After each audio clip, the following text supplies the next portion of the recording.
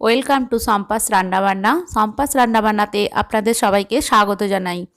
রোজের নিত্য নতুন রেসিপি দেখার জন্য সম্পাস রান্নাবান্না চ্যানেলটিকে আপনারা সাবস্ক্রাইব করুন আর পাশে থাকা নোটিফিকেশান বেলটি ক্লিক করতে যেন ভুলবেন না। বন্ধুরা, আজ আমি চলে এসেছি আরেকটি নতুন রেসিপি নিয়ে। আজকে আমি আপনাদের সাথে শেয়ার করব পনিরের দুর্দান্ত সম্পূর্ণ নিরামিষ এবং একেবারে নতুন একটি রেসিপি, পনির মৌরি ত্রিধারা। যারা নিরামিষ খান তাদের জন্য এটা একেবারে পারফেক্ট একটি রেসিপি। এটা রুটি, লুচি, পরোটা সবার সাথেই খেতে খুবই ভালো লাগবে। আর ভিডিওটা পুরোটা দেখবেন, কারণ অর্ধেক ভিডিও দেখলে অর্ধেক উপকরণও ছেড়ে যাবে। সেজন্য ভিডিওটা শেষ পর্যন্ত দেখার অনুরোধ রইল। তাহলে আর দেরি না করে পনির মৌরি ত্রিধারা কীভাবে বানানো যায় তাহলে চলুন দেখে নেওয়া যাক। প্রথমে এখানে আমি রিফাইন তেল গরম করতে দিয়েছি। এবার পনিরগুলো আমি এইভাবে কেটে নিয়েছি কিউব করে, আর পনিরগুলো হালকা করে ভেজে নেব। এখানে আমি নুন হলুদ দেবো না, এমনিই ভাজবো পনিরটা। আর এই রেসিপিটি কিন্তু শেষ পর্যন্ত আপনারা দেখবেন, না হলে কিন্তু অর্ধেক উপকরণ ছেড়ে যাবে, তখন কিন্তু খেতেও ভালো হবে না। তাই আপনাদের কাছে অনুরোধ রইল শেষ পর্যন্ত ভিডিওটা দেখে নেবেন। এবার পনিরগুলো আমি হালকা করে ভেজে নিয়েছি। এবার আমি এগুলো তুলে নেব।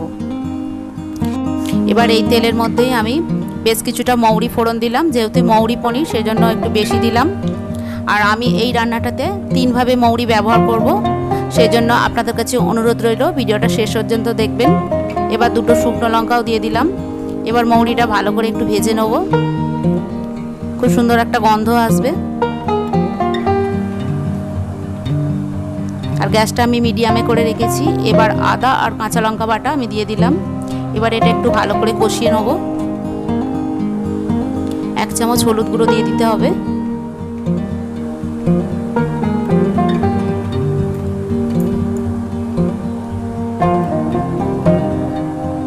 এক চামচ কাশ্মীরি লঙ্কার গুঁড়ো দিলাম। আর এই রান্নাটিতে আমি কোনো জলের ব্যবহার করব না। খেতে কিন্তু খুবই সুস্বাদু হয়। এবারে আমি 2 চামচ মৌরি বাটা দিয়ে দিলাম। মৌরিটা বাটাটা কিন্তু দিতেই হবে, যার জন্য এটা টেস্ট বাড়বে। এবার পুরোটা ভালো করে আমি কষিয়ে নেব। এরপর অল্প একটু চিনি দিয়ে দিলাম। চিনিটা দিয়েও ভালো করে একটু নাড়াচাড়া করে নেব।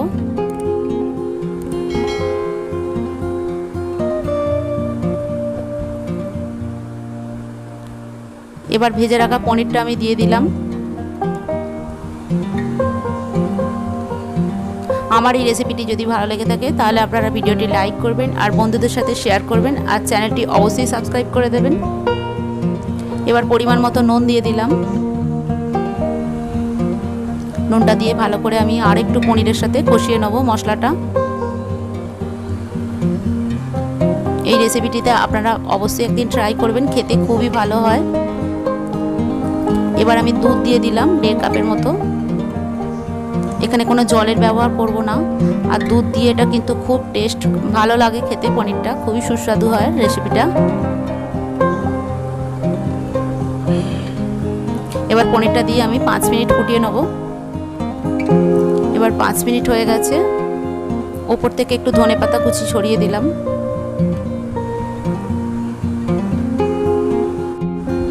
এবার সব শেষে যেটা দিতে হবে মৌরি গুঁড়ো, আর মৌরি গুঁড়োটা দিয়ে আমি ভালো করে নাড়াচাড়া করে দেবো। রান্নাটা আমার রেডি। এবার আমি এটা নামিয়ে সার্ভ করব।